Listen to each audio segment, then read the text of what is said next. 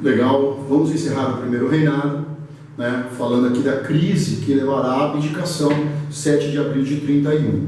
Então nós vimos na aula passada, né, várias questões envolvendo Dom Pedro como o rei do Brasil que proclamou a independência e um dos principais elementos por trás da própria organização do Estado brasileiro.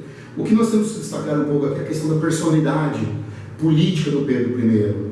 Eu tenho dificuldade de chamar Pedro I de absolutista, prefiro chamá-lo de autoritário, um homem de tendência autoritária, e que está com uma dificuldade política de entender essa transição que vem se estendendo desde o final do século XVIII ao longo do século XIX, que é a própria crise do antigo regime, que é a questão do liberalismo, a questão dos ideais iluministas, a questão do processo de independência do continente americano e da organização dos Estados americanos a partir de valores deste período, chamada crise do antigo regime. Dom Pedro é filho de um rei absolutista, neto, bisneto de reis absolutistas, vem de uma estrutura de um Estado absolutista, mas a estrutura do Estado brasileiro, ela não é absolutista, mas ela tende a uma centralização do poder nas mãos do rei. Centralização essa que na época do Dom Pedro foi usada de maneira autoritária, o que muitas vezes o torna um homem político isolado. Todo autoritário, todo homem autoritário tende a um processo de isolamento, de dificuldade de estabelecer relações políticas, de ceder para poder ganhar. Dom Pedro é um homem extremamente voluntarioso, com tendências extremamente autoritárias. Em momentos em que ele percebia que pessoas aliadas dele, dentro do governo, quando começavam politicamente a se destacar, ele, Dom Pedro, anulava essas pessoas. Então ele anulava aliados que se destacavam e que em algum momento poderiam ter a sensação, ou ele ter essa sensação, de que esse homem era mais poderoso do que o próprio rei. Então Pedro I, um homem de tendência autoritária, de tendência centralizadora, com dificuldade de estabelecer alianças políticas, eliminando, anulando lideranças políticas de dentro do próprio governo, que em um certo momento, ao se destacarem, poderiam de certa maneira criar uma imagem de que ele não era o rei, ele não era o governante. Então você percebe essa tendência de isolamento. Dom Pedro politicamente irá se isolar. Então nós temos que fazer essa leitura do Dom Pedro I como homem público. Então uma tendência autoritária. Dom Pedro tem essa tendência autoritária.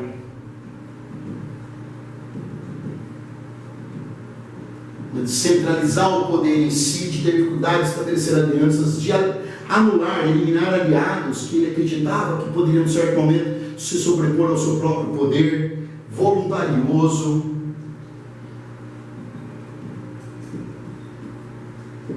E por aí vai. Dom Pedro, ele tende muitas vezes a misturar questões públicas com questões privadas.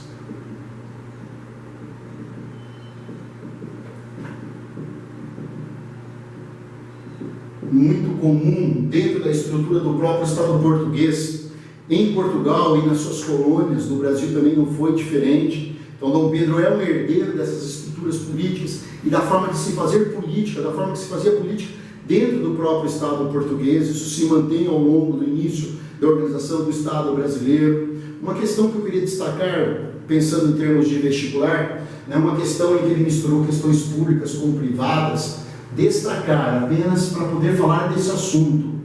Nós podemos destacar uma crítica que se fazia ao Dom Pedro, que foi a questão do trono português, como um exemplo. O que foi a questão do trono português? O seu pai, Dom João VI, morre em 1826. O homem que tem o direito ao trono português é ele, Dom Pedro. Assumiria o trono português com o título de Dom Pedro IV.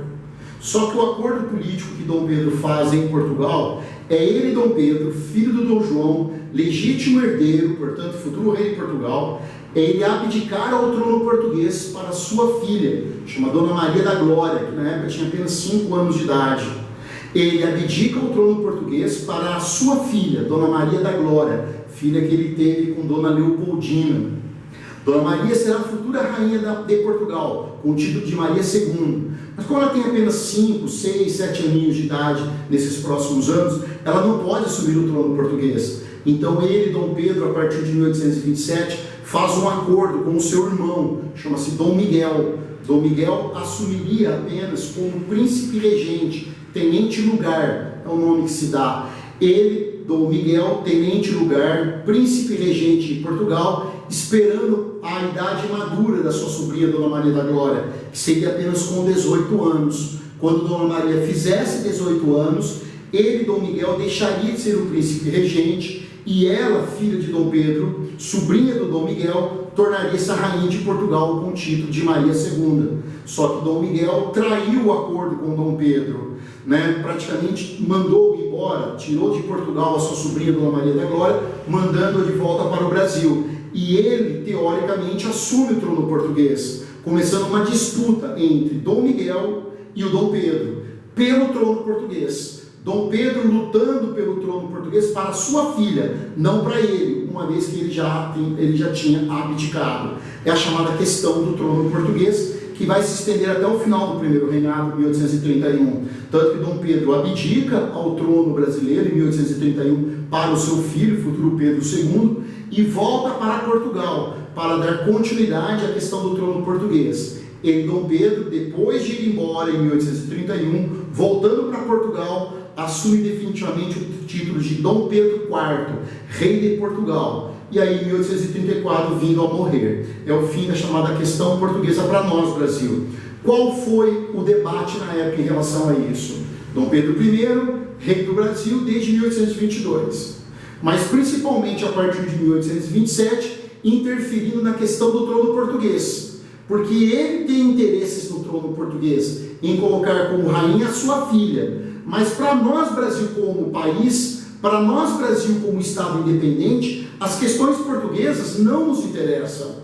Então você percebe que Dom Pedro, rei do Brasil, mas Dom Pedro, que em conflito com seu irmão, disputando o trono para sua filha, ele está misturando questões do trono português com o Estado brasileiro. Porque ele, Dom Pedro, interferiu nesses assuntos como o rei do Brasil e envolveu questões públicas com questões privadas. Este é um exemplo que podemos dar sobre a mistura, muitas vezes, a confusão que Dom Pedro I faz entre questões públicas e questões privadas. A questão do trono português é de interesse dele, Dom Pedro, então é uma questão privada da família dele. Não é uma questão que interessa ao Brasil como país, então não poderia ter se misturado questões públicas com privadas. Beleza? É um exemplo que podemos dar sobre esse assunto, a questão do trono português, a disputa pelo trono português entre Dom Pedro e o seu irmão, tendo a filha do Dom Pedro, ele e Dom Pedro lutando para ser a futura rainha de Portugal. Beleza, galera? Vamos falar agora desse Dom Pedro autoritário, desse Dom Pedro voluntarioso, desse Dom Pedro personalista, desse Dom Pedro que muitas vezes mistura questões públicas com questões privadas, de Dom Pedro que persegue inimigos políticos, de Dom Pedro que não permite uma liberdade de imprensa, de Dom Pedro que, num certo momento, tem mais inimigos do que aliados, e se encaminhando para o momento final, que é 1831, a sua abdicação. Para isso, vamos voltar a um assunto. Este assunto, a gota final para entendermos o primeiro reinado e a transição para a regência. Então, nós sabemos que nessa fase final do governo de Dom Pedro, nós temos Dom Pedro extremamente desgastado. Então nós temos Dom Pedro I sofrendo um forte desgaste político. Politicamente ele está desgastado. Tem mais inimigos do que aliados. E os seus aliados, mais fortes do que nunca, passam a pressionar para derrubá-lo. Num certo momento, se ele resiste a sair, por que não a sua queda e a queda da própria monarquia? Por que não a proclamação da própria república? Por isso que alguns monarquistas, inimigos do Dom Pedro, tentam forçar Dom Pedro à abdicação e não à queda da monarquia. Vamos forçar Dom Pedro a abdicar para o seu filho, Pedro, futuro Pedro II, com apenas 5 anos de idade. Não podendo governar, nós assumiremos o poder nesse processo de transição, tirando Dom Pedro do poder, mas mantendo a monarquia. Então é novamente uma tentativa de manter isolado as lideranças republicanas. Vamos raciocinar assim: Dom Pedro desgastado está para cair. Estando para cair, republicanos acreditam que pode cair a própria monarquia. Monarquistas, mais inimigos do Dom Pedro, preferem que Dom Pedro abdique, mantendo a monarquia e evitando com isso a República. É o debate político que temos nos anos finais do governo de Pedro I, 29, 30, 31. Legal? Para isso é importante destacarmos o seguinte assunto. Nós vamos destacar aqui alguns assuntos para mostrar esse desgaste político, essa fase final e a própria abdicação do Dom Pedro I. Para isso vamos falar que no dia 20 de novembro de 1830, nós temos a morte de um jornalista chamado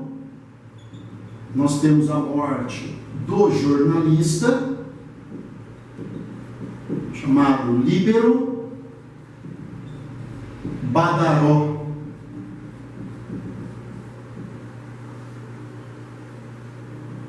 Ele tem um jornal chamado O Guardião Constitucional. Guardião Constitucional.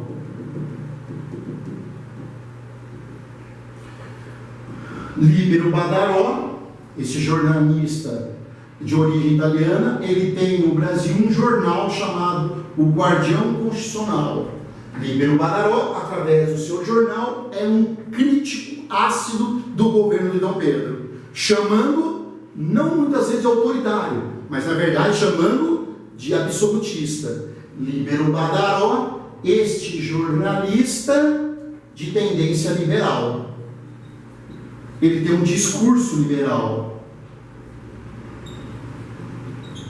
Então você percebe que Dom Pedro, além de ter nos republicanos seus inimigos, ele também tem os liberais como seu inimigo, pela forma como ele conduz o seu governo de maneira extremamente centralizadora e autoritária. Por isso muitas vezes chamado de absolutista.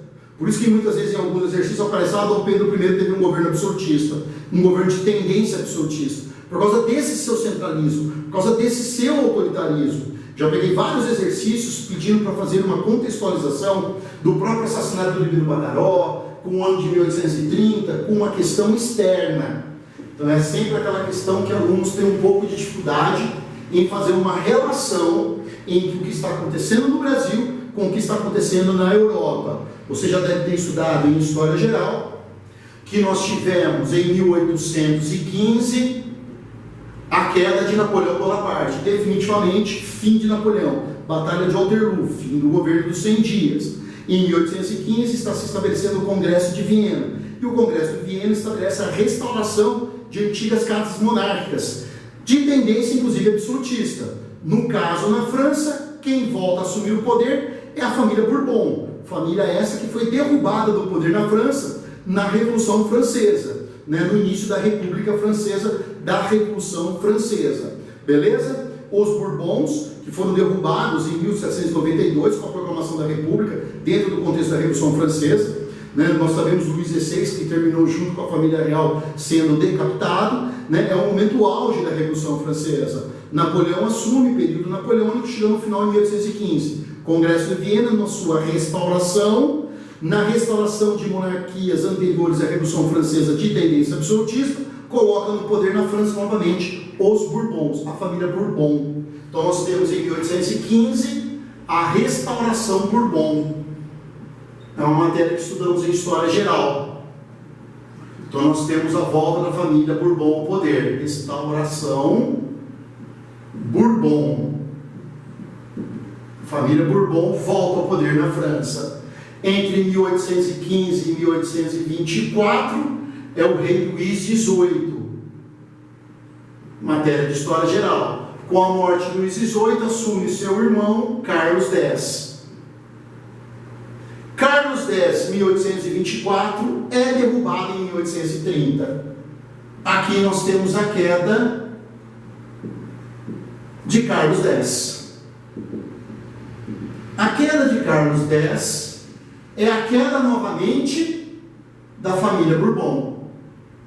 Ou seja, é novamente a queda de uma família intimamente ligada a estruturas absolutistas, a um rescaldo de uma mentalidade ainda absolutista. Por isso que quando estudamos esse assunto, estudamos que em 1830 a queda de Carlos X a queda dos Bourbons novamente em 1830, dentro de um contexto de uma revolução de cunho liberal. Então, que relação exercícios costumam fazer em relação a isso?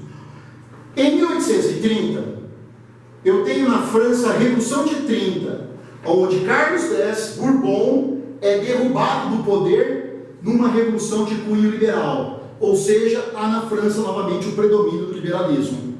Quem chega ao poder é Luís Felipe.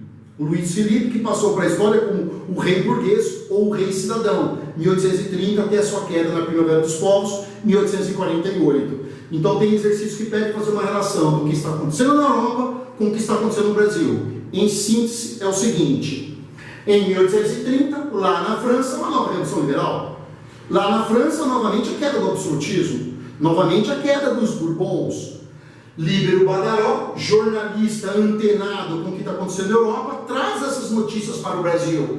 E ele exalta em seu jornal, o Guardião Constitucional, ele exalta a Revolução de 30. Ele exalta a Revolução Liberal de 30, que derrubou novamente os absolutistas do poder na França. E ele, Líbero Badaró, faz enormes críticas ao governo Pedro I. Do tipo, na Europa o absolutismo está sendo questionado. Na Europa o liberalismo está predominando, na França o liberalismo está predominando, enquanto no Brasil temos que suportar um governo de tendência autoritária, para ele Líbero Badaró, de tendência absolutista. Então Líbero Badaró, esse jornalista liberal que exalta a Revolução de 1830 e aumenta o tom nas suas críticas ao governo do Pedro I, dizendo que ele, Pedro I, é um rei absolutista. Final das contas, no dia 20 de novembro de 1830, Líbero Badaró é assassinado por um ouvidor, por um juiz. Esse juiz, muito próximo do Dom Pedro I. Esse juiz que assassinou Líbero Badaró é um juiz indicado por Dom Pedro I em São Paulo. Mas de maneira nenhuma você vai dizer que Dom Pedro mandou esse juiz assassinar Pedro I. Esse ouvidor assassina Líbero Badaró. Mas cria-se a ideia de que o assassino do Líbero Badaró é um aliado muito próximo do Dom Pedro e que teria assassinado Líbero Badaró por ele ser liberal e crítico do aliado dele, no caso Dom Pedro I. Correto, galera? O fato é o seguinte: Líbero Badaró é assassinado em 1830, o liberal Líbero Badaró é assassinado em 1830, aumentando ainda mais as críticas dos liberais ao governo do Dom Pedro. Sacaram, galera? No final de 1830, dezembro de 1830, o Parlamento Brasileiro, a Câmara dos Deputados, discute uma série de assuntos e em uma de suas últimas audiências, exige de Dom Pedro o mais profundo respeito pela Constituição de 1824 e que Dom Pedro tome posturas de tendência mais liberal e menos autoritária. Então o Parlamento Brasileiro deixa claro para o Dom Pedro que eles, liberais no Parlamento, tenderão no próximo ano a aumentar a oposição ao governo dele. Eu acho que Dom Pedro termina o ano de 1830 sentindo-se numa situação de crise política. É nesse sentido que em 1831 ele faz a sua famosa viagem à Vila Rica, atual cidade de Ouro Preto. A viagem que Dom Pedro faz, a viagem que Dom Pedro I faz para Vila Rica, atual cidade de Ouro Preto, antiga capital da província de Minas Gerais. A viagem que Dom Pedro faz para Vila Rica é para tentar diminuir as tensões políticas e as críticas a ele que são feitas em Minas por políticos liberais. Então a tentativa de Dom Pedro é uma tentativa de aproximação. É uma tentativa de aproximação política. É uma tentativa de estabelecer alianças políticas em meio a um momento de crise. Ele tenta se aproximar politicamente, ele tenta estabelecer alianças políticas com políticos liberais mineiros. mineiros de Vila Rica, extremamente críticos ao seu governo, e políticos mineiros extremamente fortes no parlamento brasileiro. Então Dom Pedro sabe que na transição do ano de 1830 para 31, a situação de crise política se acentuou, as críticas a ele como um governante autoritário centralizador aumentou, a morte do liberal Líbero Badaró, as condições em que ele morreu e as acusações que Dom Pedro recaíram sobre ele, não que ele tenha mandado matar, mas recaem críticas a ele, Dom Pedro, faz com que ele faça essa viagem a a Vila Rica, para tentar diminuir as críticas a ele, tentar se aproximar politicamente e diminuir as tensões. Não deu certo. Quando Dom Pedro entra em Vila Rica, várias casas fecham suas janelas, panos pretos são jogados nas janelas, em sinal de luto à morte de Líbero Badaró. Dom Pedro não consegue uma aproximação, Dom Pedro não consegue estabelecer alianças e sai de Vila Rica mais desgastado do que chegou. É nesse momento que nós vamos ter no Rio de Janeiro, é nesse momento que nós vamos ter na cidade do Rio de Janeiro uma tentativa de recepcionar Dom Pedro desta viagem. Quem vai tentar criar uma receptividade calorosa a Dom Pedro no retorno de Vila Rica? Os seus aliados, que nós já comentamos, elementos do Partido Português. Elementos do Partido Português, sabendo da desastrosa viagem a Vila Rica, sabendo que Dom Pedro volta para o Rio de Janeiro politicamente ainda mais desgastado, tentaram preparar uma festa de recepção para dar a imagem, a ideia de que ele tem aliados e de que ele politicamente está forte. Estamos no campo da propaganda política, galera. Quando que começa isso? No dia 11. Isso está ocorrendo no dia 11 de março ao dia 16 de março. Então vamos resumir aqui rapidinho. Dom Pedro voltando ao Rio de Janeiro, há uma recepção festiva a ele por parte do Partido Português, só que essa recepção festiva foi um desastre, foi desastroso, porque os opositores de Dom Pedro partiram para cima, e isso acabou virando um conflito. É a chamada Noite das Garrafadas. Então, o que foi a Noite das Garrafadas? Na verdade, não é uma noite. Ela está entre o dia 11 e 16 de março, onde você passa a ter um conflito nas ruas do Rio de Janeiro entre os que apoiam Dom Pedro, os que dão apoio a Dom Pedro I, então o Partido Português, e aqueles que fazem oposição ao Dom Pedro I. E todos que fazem oposição estão juntos, liberais, republicanos, Partido Brasileiro. Então você tem um conflito entre opositores e apoiadores de Dom Pedro. É a chamada Noite das Garrafadas, que na verdade não foi uma noite, é uma semana de distúrbios na cidade do Rio de Janeiro. Isso leva Dom Pedro a tomar uma medida política de tentativa de diminuição das tensões. Geralmente político em situação difícil faz uma reforma ministerial, tentando mostrar para os opositores que haverá uma mudança do seu governo, uma mudança na forma de se governar. É aí que nós tivemos uma reforma ministerial,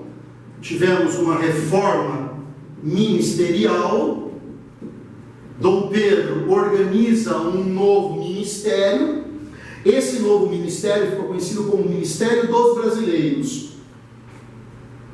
Ficou conhecido como Ministério dos Brasileiros.